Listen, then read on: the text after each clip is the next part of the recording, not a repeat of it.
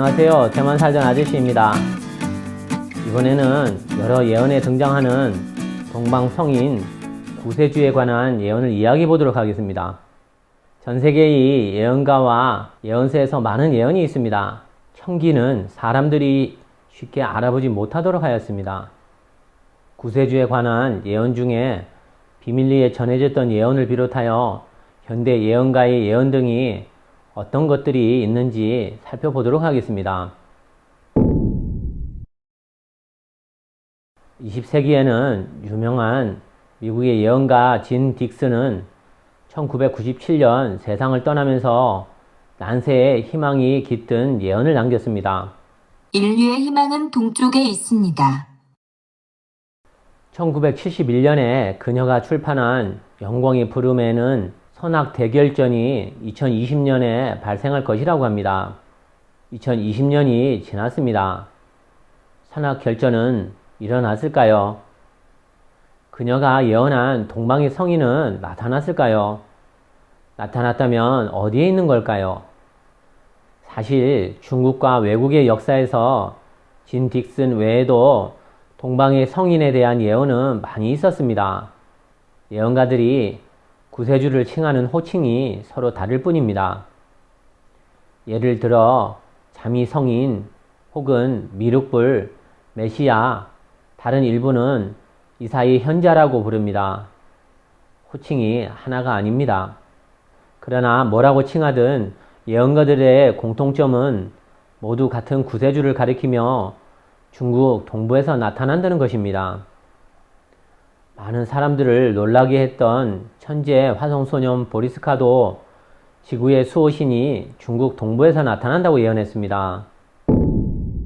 推背图 당나라의 이순풍과 원천강이 쓴 추배도 제47상에 동방성인에 대한 묘사가 있습니다.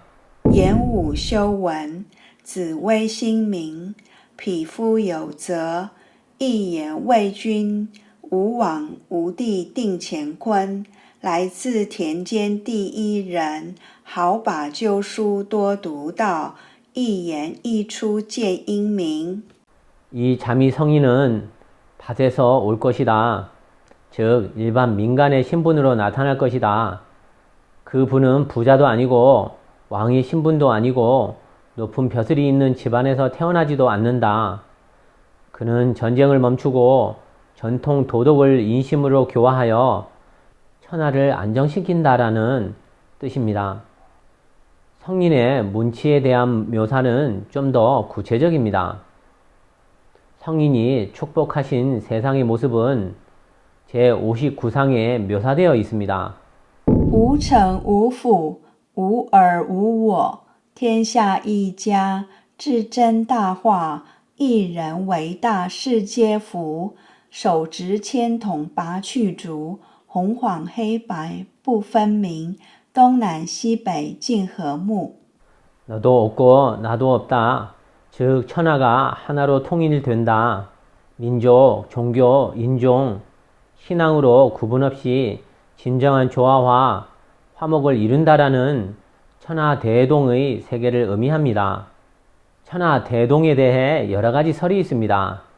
대동사상은 중국에 전해 내려오던 천도로 세상을 다스리는 사상을 말합니다.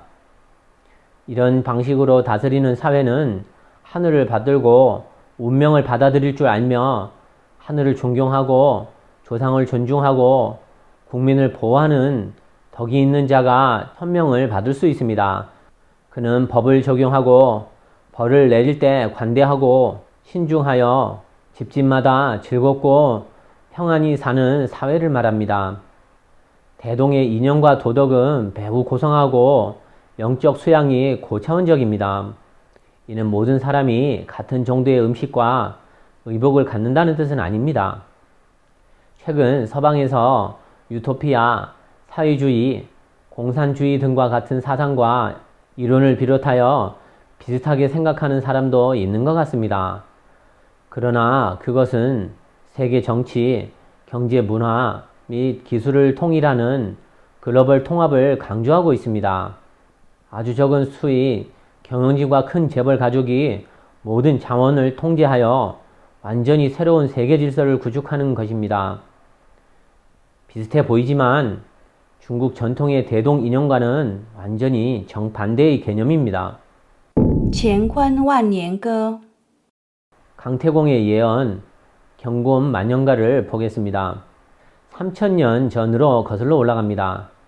중국 역사상 가장 긴 왕조인 주나라 때는 인간과 신이 공존했던 때로 신화시대라고도 합니다.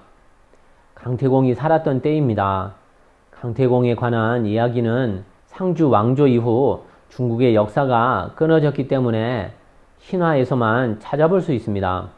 강태공은 귀국자와 같이 출생 시기를 알 수 없습니다. 일반적으로 신인의 생년월일은 알려지지 않은 경우가 많습니다. 어느 날 그는 웨이수이 강 기슭에서 갈골이 없는 낚싯대로 낚시를 하고 있었습니다. 그때 우연히 사냥하던 서백후의 지창도 이곳에 왔습니다. 그는 서백후의 주문왕이며 후천팔쾌의 시조입니다. 지창이 사냥 가기 전 사냥한 것이 용도 아니고 교룡도 아니고 호랑이도 곰도 아니다. 패왕의 업적을 쌓도록 도울 신하를 얻을 것이다 라는 정궤를 보았습니다. 정궤에 나온 것처럼 지창은 웨이수이 강 북쪽 기슭에서 강태공을 만났습니다. 강태공과 이야기를 나눈 후 재주와 지혜가 뛰어난 사람을 만났다고 생각하고 기뻐하며 말했습니다. 성군 태공이 성인이 주나라에 올 것이며 그로 인해 주나라는 번창할 것이라고 했는데 그가 당신인 것 같소. 우리 태공이 오랫동안 당신을 기다리고 계십니다. 왕은 강자를 태공망이라고 부르며 태사로 대접했습니다. 그래서 강자를 강태공이라고도 합니다. 강태공은 주문왕을 도와 문치 무공의 나라를 세웠습니다. 이후 주문왕을 도와 상나라의 주왕을 소멸하고 주왕조 수립을 도왔습니다. 또한 공자가 평생 존경해온 주공단을 도와 내전을 진압하여 영토를 확장하고 성강지치 통치를 이루었습니다. 강태공이 사망한 후 그는 역대 왕조의 황제와 문학 및 역사 서적의 군사 전력가 무술성인이라 불리며 그 시대의 많은 학자, 백가의 거장으로 존경받았습니다. 강태공에 관한 이야기는 강태공의 낚시, 국수 판매, 신화를 참수하고 봉신한 이야기가 잘 알려져 있습니다. 가장 전설적인 것은 강태공이 후대에 남긴 경곰 만년가라는 청고의 기서입니다. 만년가는 총 106구절로 한 구절에 7자로 되어 있습니다. 이 책의 끝에는 行人行义立乾坤，我今只算万年中 인과 의를 행하여 우주를 건립한다와 나는 오늘 1만년까지만 이야기하겠다는 두 문장이 있어서 이 책이 만년가로 불립니다. 만년가의 동방성인에 대한 예언입니다. 木边一兔走将来，自在为君不动手。两人相见百忙中，治世能人一张弓。 성인의 성시에는 목자가 있고 토끼띠며 무력으로 통치하지 않는 왕관을 쓰지 않은 왕이다. 사람들은 매우 바쁘게 살고 있을 때 만날 것이다. 성인은 우주의 법칙으로 세계를 통일할 것이다. 马前课 다음은 제갈량의 마정과입니다. 마정과는 제갈량이 쓴 예언입니다. 제갈량은 매번 출병 전에 말 앞에서 점을 쳤기 때문에 마정과라고 합니다. 이 예언서는 삼국시대부터 대동세계까지를 예언한 것입니다. 총 14과로 나뉘며 그중 12과에 동방성인에 대한 예언이 있습니다. 阴阳阳阳阳阴，卦此事，整患救难，是为圣人，阳复而至，惠及生民。 12과는 상중쾌, 대과괴라고도 합니다. 세상이 극도로 암담하고 시비가 전도되었을 때 광명이 나타나듯이 불운이 극에 달하면 행운이 오고 성인이 나타나 난세에 처한 중생을 구한다 라는 말입니다. 烧饼歌 중국 명나라 태조 주원장은 어렸을 때 황결사의 승려였습니다. 한때 유배공과 종묘사직의 미래에 대해 논의했습니다. 1368년으로 가보겠습니다. 어느 날 태조가 아침을 한 입 먹자마자 내시가 유배곤이 왔다고 알렸습니다. 태조는 장난스러움에 유배곤의 예지 능력을 시험해보려 했습니다. 한 입 먹은 소병을 덮고 말했습니다. 들어오라고 하시오. 태조는 물었습니다. 선생님은 수리의 이치를 깊게 알고 계시니 이 그릇에 무엇이 있는지 아시겠지요? 유배곤은 손으로 꼽아보더니 절반이 태양 같기도 하고 달 같기도 한 것이 금룡에게 물려 한쪽이 없는 전병입니다 라고 대답했습니다. 태조는 크게 웃고 감탄하며 앞으로 천하의 운명이 어떤지 물었습니다. 그 내용이 영락대전에 기록되었고 제사 문답가 혹은 소병가라고 불리게 되었습니다. 소병가에서도 동방성인에 대해 언급했습니다. 一个胡子大将军暗见驰马查情形，除暴去患人多爱，永享九州金满盈。 수염이 긴 장군이 칼을 차고 말을 타 세상의 정세를 관찰한다. 폭력과 환난을 없애는 인자하신 분이며 법을 전하여 많은 사람을 득도하게 하실 분이다. 그러나 가장 상세한 내용은 영락대전에 기록되지 않았습니다. 왜냐하면 수천 년간 수령계와 명나라 사람들, 심지어 전 우주에 큰 영향을 미치는 일이기 때문입니다. 세상에 알려지지 않기 위해 몇 번이고 신중하게 생각하고 결국에는 삭제했습니다. 원문은 사찰에서만 비밀리에 전해져 길림성, 농안현 사원에서 사람들에게 전해졌습니다. 이 예언이 얼마나 중요한지를 짐작할 수 있습니다. 이 예언이 그토록 특별한 이유는 무엇일까요? 불교에서는 성, 주, 괴, 멸, 공이 우주의 법칙이라고 말합니다. 멸공 시대는 회멸되는 시기이기 때문에 우주의 모든 신과 부처까지 위험하게 됩니다. 유배곤은 말법 시기에 미래의 미륵불이 환생할 것이라고 말했습니다. 미륵불이 중생을 구하기 위해 오지만 멸망에 직면한 것은 인간만이 아닙니다.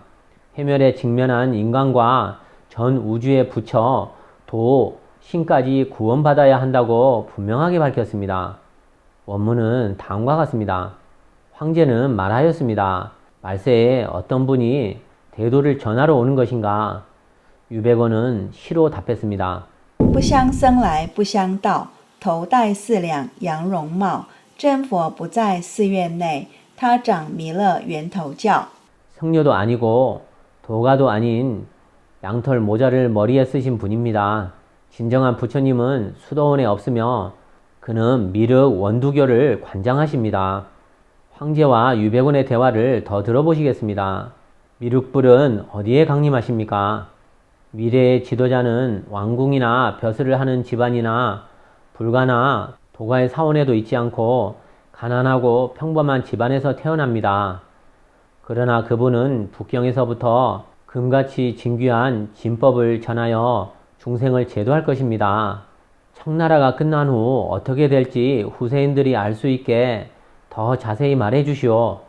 미래 부처에 대한 구체적인 시간과 방식은 청기이기 때문에 감히 너무 명확하게 말할 수 없습니다. 청나라의 해운이 좋지 않아 전쟁이 일어날 것입니다. 북경의 해운이 왕성해져 최고점에 진입할 때 노수가 북경에 돌아올 때쯤일 겁니다. 라고 했습니다.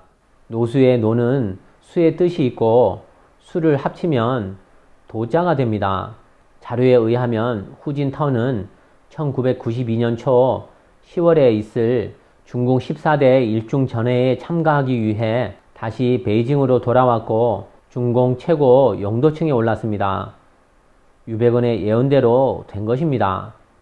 또 1992년 이 시기는 미륵불이 법을 전하기 시작한다고 합니다. 태조는 그 시기에 어떤 일이 일어날지 물었습니다. 유백원은 말하길 많은 일이 일어날 것이며 우선 여러 종류의 기공이 미륵불이 법을 전할 수 있도록 길을 닦아 놓을 것입니다. 그리고 원두교의 수행이 시작되고 수행을 한 사람들은 젊어지며 더 재미있는 것은 원두교를 수련한 사람들은 일반인과 결혼할 수 있는데 승려가 결혼하는 것과 같으며 그때가 되면 젊은 여성이 승려와 결혼을 하기도 합니다. 매우 구체적으로 강조한 것은 미륵 법문의 특징은 성명상수를 하고 미륵불의 제자가 법을 전할 수 있으며 수련은 누구나 할 수 있다는 것입니다. 유백원은 이 부분은 우주의 말겁이 되면 불도 양가의 모든 부처가 인간 세계로 내려오며 모든 신성과 보살도 회멸을 면치 못할 것인데 미래 부처만이 그들을 구할 수 있습니다. 만약 부처, 보살, 신선, 도인이 미륵 부처의 법을 전해받지 못하면 과의가 없어지고 81겁을 겪어야 합니다. 라고 했습니다. 동서고금의 미래 부처에 대한 예언 중 유백원이 가장 확실하게 말했습니다. 弥勒佛透虚到南河菩提世界，中天中国金鸡木奉玉清10年，洁净龙华会虎，兔之年到中天，以木子姓。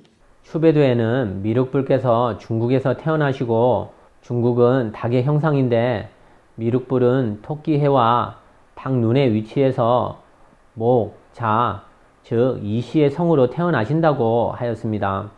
중국의 역대 예언가들의 구세주 동방성인에 대한 예언을 요약하면 중국 북부의 숫당 눈의 위치에서 출생하며 평범한 사람의 집에서 이시성으로 태어나 1992년 베이징에서 도를 전한다는 것입니다. 그러나 미국의 천재 여성 예언가 진 딕슨이 예언한 동양의 성인은 1962년에 태어난다고 했습니다. 과연 이 천재 예언가가 예언한 해에 구세주께서 태어난 것이 맞을까요? 우리는 노스트라다무스를 비롯한 많은 예언이 2000년도 이후에 조금씩 오차가 발생하고 있다는 것을 발견하였습니다. 예언 중에 우리 인류가 1999년을 넘기지 못할 것이라는 지구 멸망설도 발생하지 않았습니다. 저희 개인적인 깨달음은 구세주께서 오신 이후로 모든 예언에 변화가 생기는 것으로 보입니다. 이것은 구세주께서 사람들을 구하고 계시기 때문이 아닐까요? 이 동양의 구세주에 관한 이야기는 많은 사람은 이미 오래전에 듣거나 보았을 수도 있을 것입니다. 아니면 그냥 스쳐 지나갈 수도 있었을 것입니다. 저는 구세주가 이미 이 세상에 와 계시다니 너무 안심이 됩니다. 오늘 영상은 여기까지 하겠습니다. 감사합니다.